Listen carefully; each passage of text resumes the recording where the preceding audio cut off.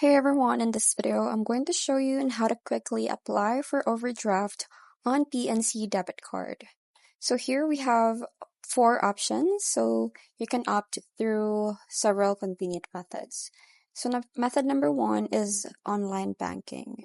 So first, you just have to log into your PNC online banking account, and then just navigate to the Overdraft Solutions link under the Account Services section. So you will see it in there. And then you just have to follow the prompts to opt into the overdraft coverage.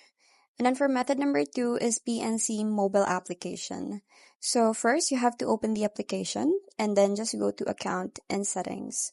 Then tap on the overdraft solution tile and then just select your preferences to opt in. Now for option number three is by phone. So you can call their number, which is 1-877-588-3605, and select option 1 to speak with a representative who can assist you in opting in. And lastly is in person. So you can visit their local PNC branch and request assistance to opt into the overdraft coverage. So that's basically how you can apply for overdraft coverage on your PNC debit card. I hope you find this video helpful. Thanks for watching, and I'll see you in my next one. Bye!